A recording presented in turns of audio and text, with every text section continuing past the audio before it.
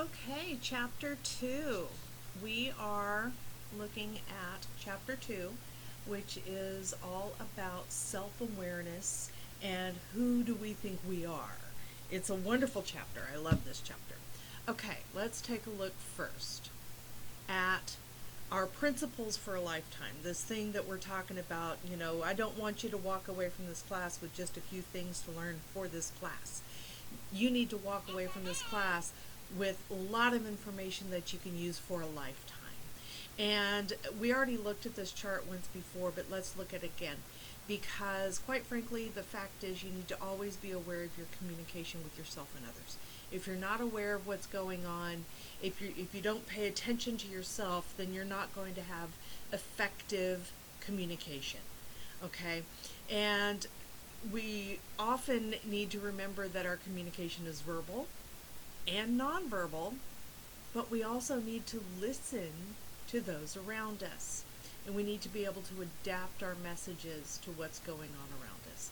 So I need to take a pause because my phone just went off. Okay, we're back. Anyway, so we're going to talk about self-awareness and communication. Okay, first, what is self-awareness? Well, self-awareness is merely your ability to observe and reflect on your own mental state. It's being able to look at yourself and say, okay, who am I right now? How am I doing? What do I need to work on? Now, symbolic self-awareness is a little bit different. It's our ability, like it just says, to develop and communicate a representation of oneself to others through language. In other words, it's how we project ourselves. Okay, their symbolic self-awareness is how do we project ourselves to others. Is it completely 100% accurate? That would be up to you in that moment. But your self-awareness is to know who and what you are at any given moment. Okay. Now, Abraham Maslow, if you've ever looked at Maslow's charts, etc., of who do we think we are and how do we develop ourselves as individuals, there were different parts of it that were fairly important to know. And by the way, Maslow is from psychology, so I love this class because it combines everything. It combines sociology, child development, interpersonal relationships, and of course psychology. It's all this good stuff put together. But we have this ability to know who we are, but sometimes we don't know everything about ourselves, do we? Now, the unconscious incompetence, incompetence, of course, means that we're not very good at something. All right? We think, and unconscious means that we're not aware that we're not very good at something. I am completely aware that I am not great at the sciences. That would be down here, conscious incompetence. Okay, I know I have problems in that area. I could fix it. Do I want to? That's going to be a different choice. Conscious incompetence is when we know that we don't have the ability, but we have probably the capability of adapting. Unconscious incompetence are those people that think they're fabulous at something, but they're really not. Have you ever okay, great example, karaoke. There are people that will get up to sing karaoke that quite frankly shouldn't. Just shouldn't. And yet they do. They have that unconscious incompetence, but if they're bold and brassy about it, people are going to applaud anyway. Good for them. Conscious incompetence, we know we have problems in an area, we just haven't fixed them yet, or we might have no interest in fixing them. I know I have a lot of work that needs to be done around my house. A lot of it has to do with electrical work. I don't want to learn electrical work. It is a conscious incompetence going on there. I don't need to know. Conscious competence is we know we can, it's just not a habit yet. See, now that's where the woodworking come in.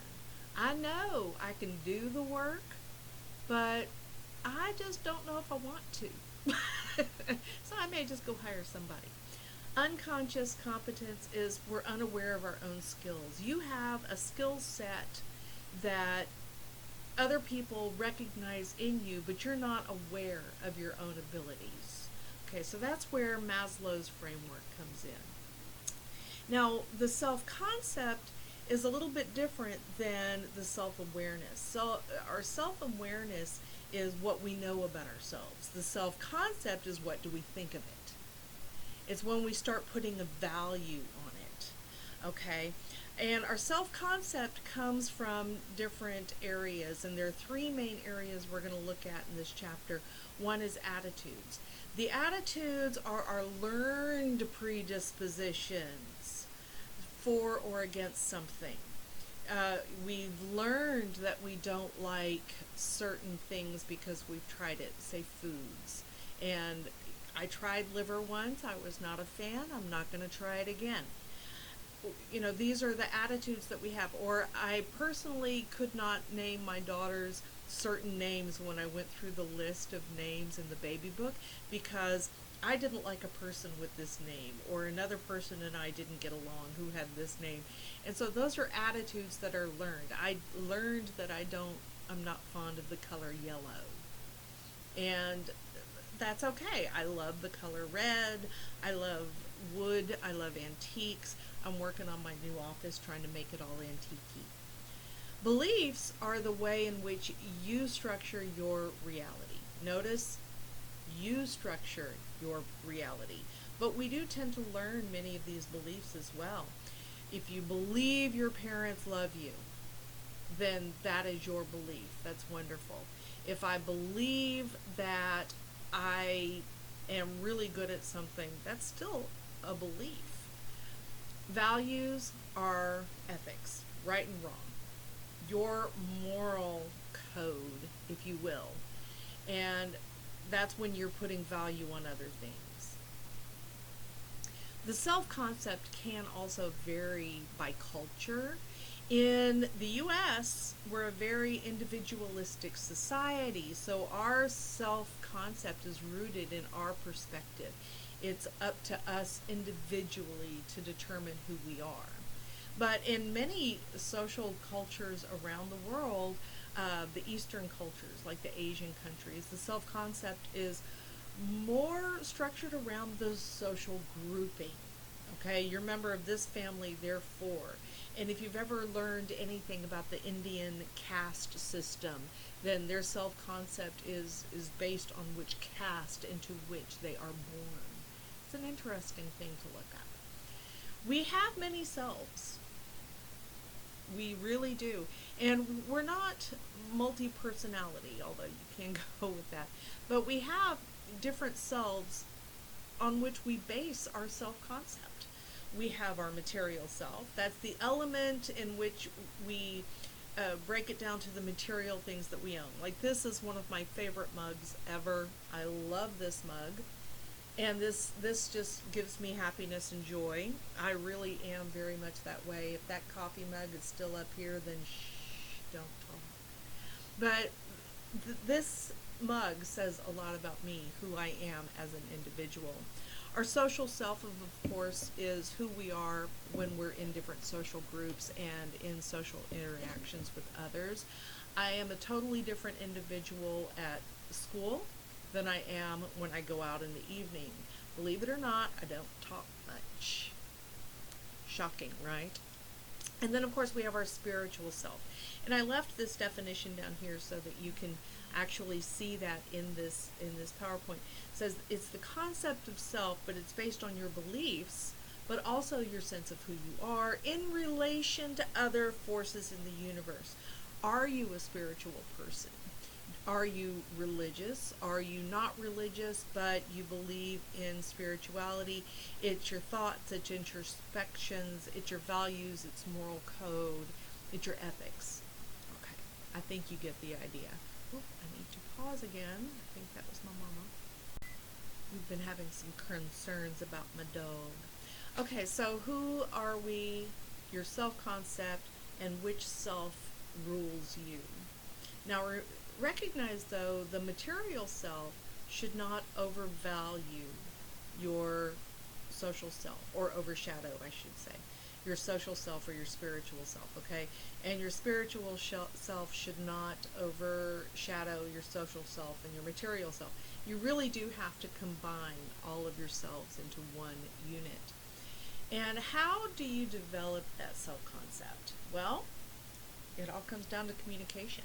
Remember, we learned initially who we are based on our caregivers as we were growing up, right? But then as we become more of who we are, as we learn who we are through the years and through time, up until we're about 12 or 13, we learn a lot of who we are based on what our families have told us. And then at 12 and 13, and they started teaching us our lessons, our life lessons.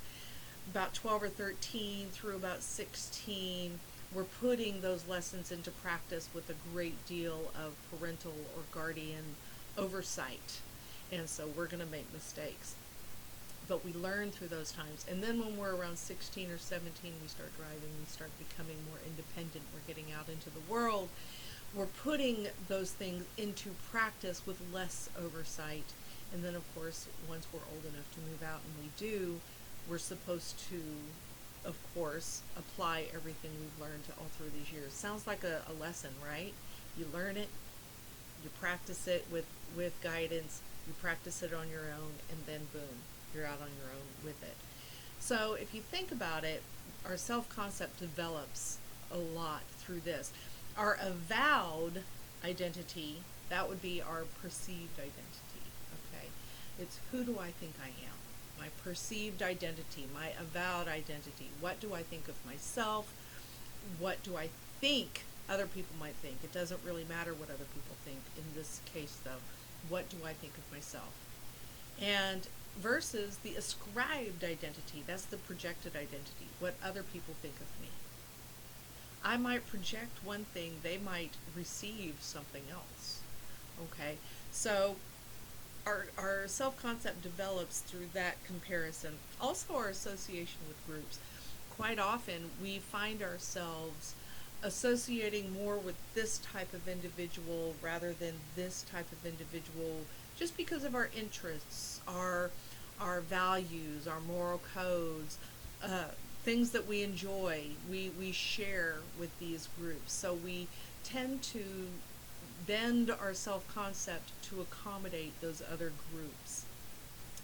We also use assumed roles. What role have you taken on in your family, in your work environment? What is your role? Will you kind of take on a self-concept based on these roles? And our self-labels. Self-reflexiveness is a hard thing to say 5 times fast, I tell you. But we have the ability to think about what we are doing while we are doing it, and so we can reframe, we can change, we can adapt. We are adaptable, but we are also self-labeling at the same time. Yesterday, I spent all day long, I kid you not, doing nothing. I needed a break. I sat and read all day. My self-label yesterday was lazy. But today, I've instantly jumped to it, and I've gotten all of these tests created, and I've started working on all of the presentation materials for this class.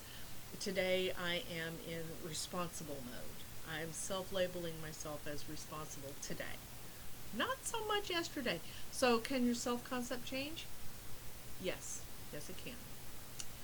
But our value, our self-esteem is the value that we place on that. Yesterday, my self-esteem was a little bit taking a hit. I was being lazy, and I knew it. And so my self-esteem was a little lower. But your self-esteem is your assessment of your worth or value. I love this image that they used here in this PowerPoint. It cracks me up. You know, objects in the mirror may bear no relation to reality. Absolutely true. I look in the mirror and I get really shocked at the white hair and all this kind of stuff going on, and I keep thinking, wow, I don't recognize this old lady looking back at me. But my kids walk in and they're like, Mom, you haven't changed. And I know I have, but their assessment is going to be a little bit different than mine. And now our self-concept clarity is when we have that self-concept Not self-esteem, self-concept. That belief about ourselves that is stable. It's going to stay the same way over time. It's not going to change. Okay.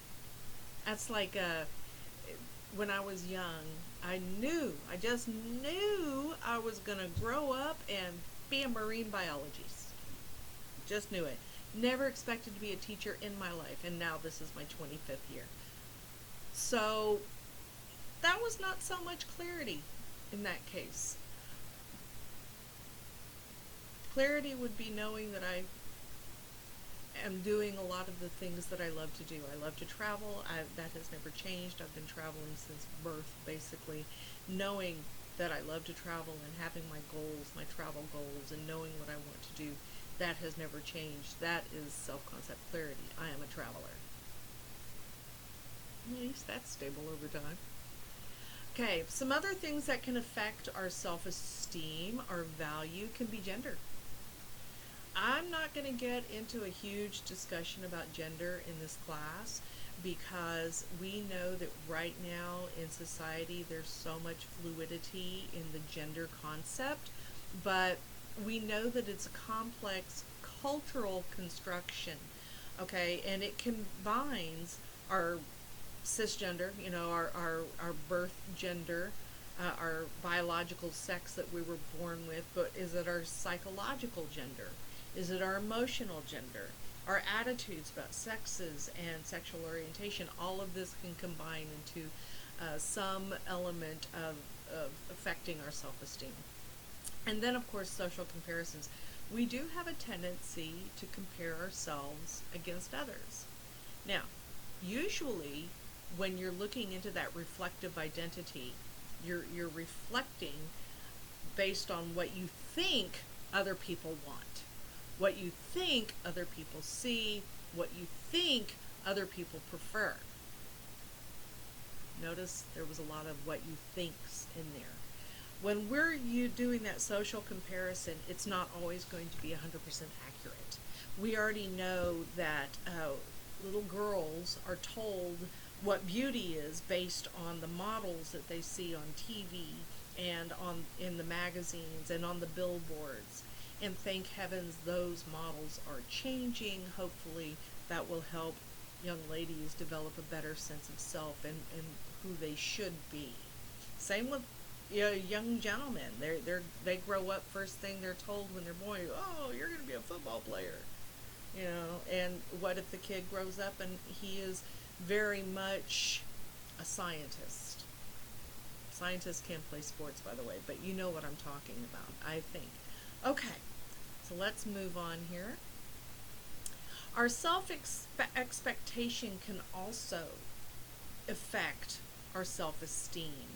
If I expect me to be at a certain point in my life, at a certain point, say in 5 years I want to have these goals accomplished, and then 5 years passes and I haven't reached those goals, can that affect my self-esteem? Absolutely. My self-expectation can definitely affect my self-esteem. I expected to finish these courses by this point in my life, and then if I don't, it hurts my self-esteem. If I do, it boosts my self-esteem. The problem is we sometimes need to reframe our expectations, don't we? Sometimes we do. Self-fulfilling prophecy, it's almost too good to think about. It's hilarious. It has to do with those self-expectations. It's going to happen because you think it will happen.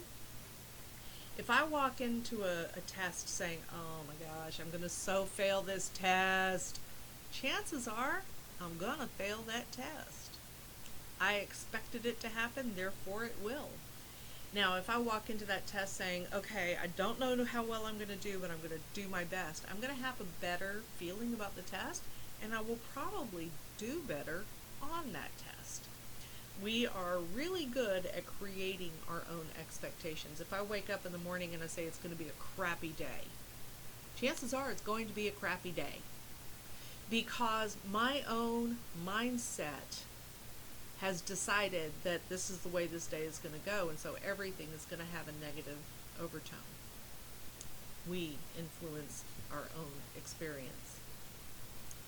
This was in your textbook. I just thought it was unique. She took uh, real, unrealistic standards for women in many ways, and she created this life-size Barbie to show what those expectations would actually look like. What does that do for a person? I don't know anybody that's ever going to look like that. Okay, the selfie. They put this in your textbook. I laughed so hard when I saw it. But have you ever noticed there are a lot of people out there that take a lot of selfies? We take selfies for different purposes, as a form of communication. If you notice, people will put a mood on their selfie. Identity expression. What if I take a selfie while I'm cooking? Yeah, then I'm trying to tell people I'm a good cook. Uh, we we use them as objects. We put objects in it. Hello, selfie, and it tells people my values. It's a form of media, of course. It's all over the place. I mean, look at Snap and Insta. At least Snap goes away after 24 hours. Insta is forever. And it is a reflection of our culture. We tend to take selfies based on what we think is culturally appropriate. All right. How can you improve your self-esteem? Well, talk to yourself better. That intrapersonal communication, that's where you talk to yourself. Okay? If you tell yourself, I can do this, you're going to have a much more positive result than if you say, why bother?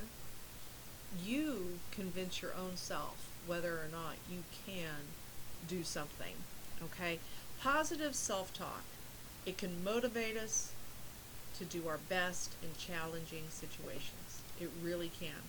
Positive self-talk can help us improve our performance, or even just help us improve our view of our performance.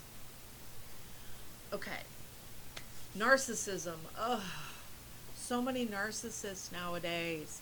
Narcissism is an inflated view of yourself, okay? Especially about your own power and importance. We all know those people who think they are just absolutely wonderful and everyone should love to know me. And then they get surprised when people don't. Okay. Since the 80s, okay, narcissism has been on the rise because we're telling people you can do no wrong. We're teaching people how to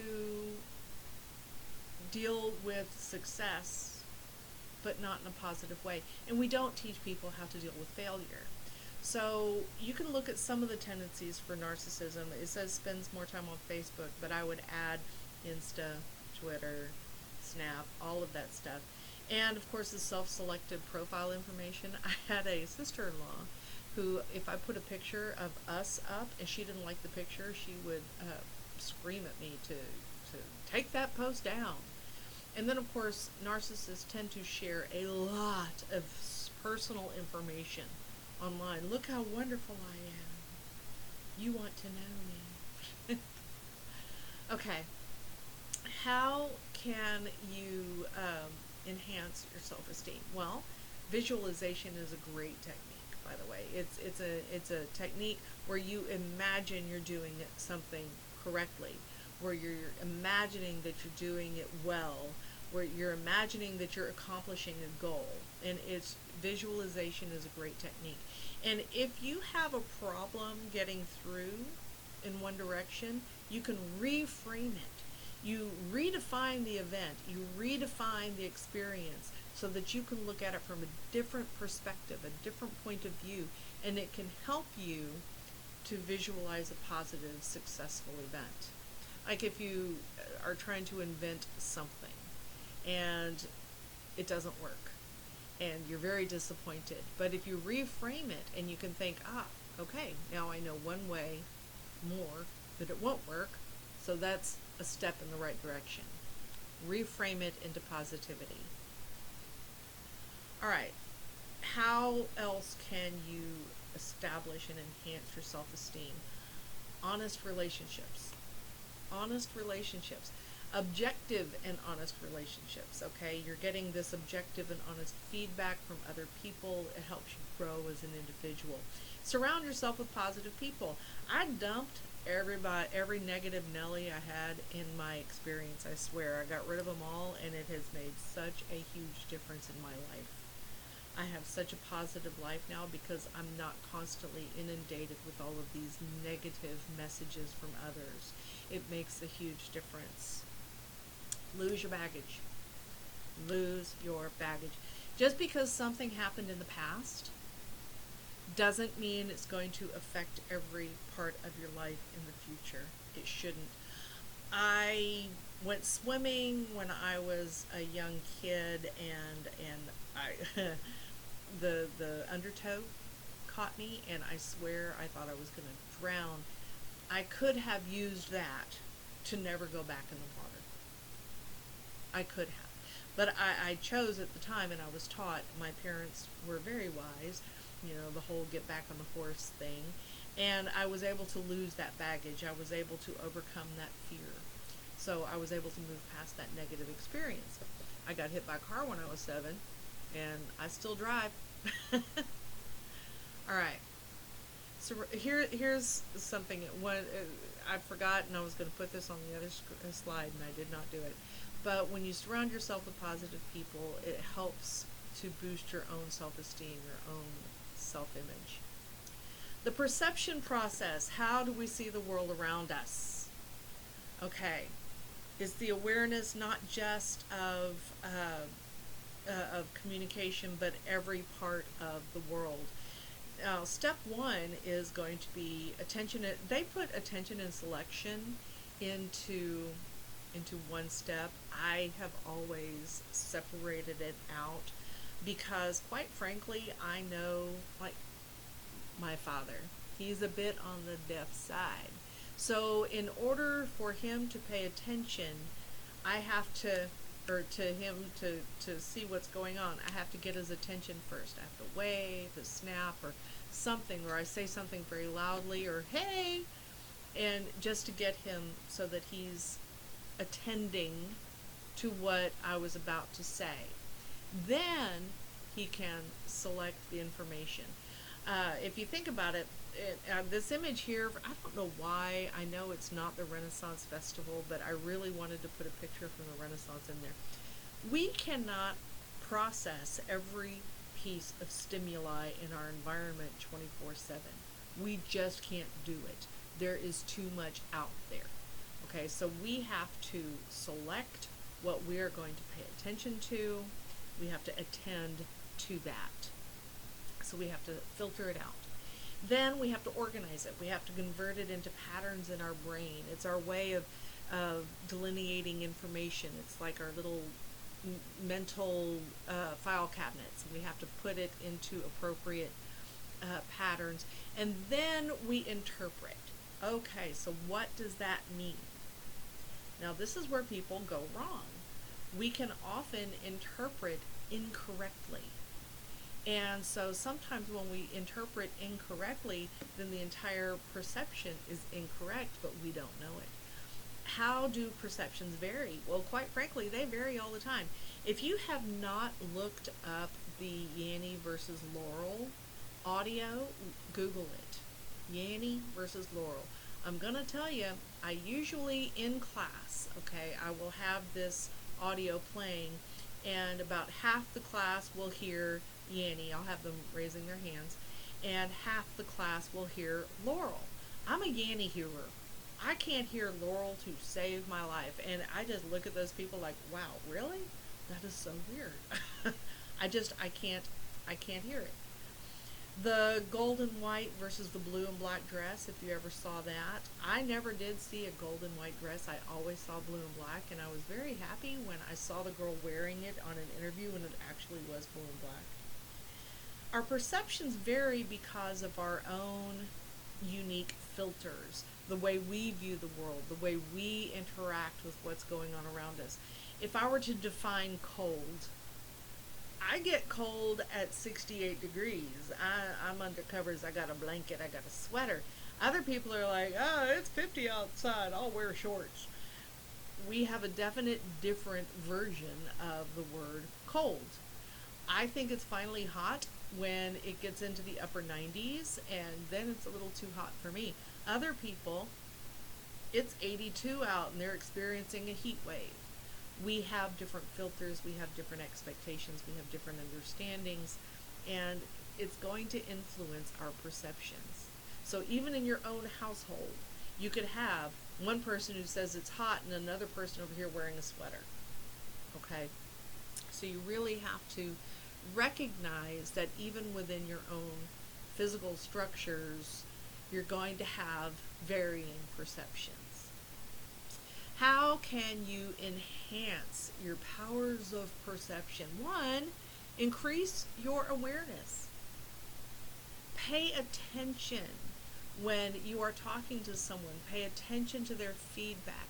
Pay attention to their reception. How are they responding to you? If you're talking and they're half asleep or they're getting distracted and looking off at something else, maybe you're talking too much. Maybe you're giving them too much description, too much elaboration. Maybe you need to shorten it. You know, we have to figure out how are we being received as well as how are we projecting ourselves. Avoid stereotypes. We already know what stereotypes, it's a generalization. It's applied to persons that they have common attributes to a particular group, and so we're going to make assumptions about that particular group. Never fails that they're going to be wrong. Do not stereotype. How can you check your perceptions? Well, there are different ways to do it. There is a perception checking technique, but we're not going to discuss that at this time. That's going to be a later thing. But let's look at the actual perceptions right now. There's the indirect method, using your own perceptual abilities to seek additional information. If you think someone is doing something for a reason or for a particular reason, maybe you can watch them a little bit more. Maybe you can pay attention a little bit more. Maybe I'm not saying sneak around and spy on them. That's just creepy. But you can pay more attention to verify whether or not you think you're correct. Or you can directly ask, this is what I think is going on. Is this accurate? And if you're not sure, as long as you phrase it appropriately and politely, then chances are it's going to be very effective and help clarify the situation. So there we go. That is all about our self-awareness and how we communicate who we are. Who do you think you are? I would love to do an entire activity based on that, but unfortunately we will not have time. So y'all have a great day, and I'm going to see if I can get this thing to turn off now. It's a new program. I hope it works.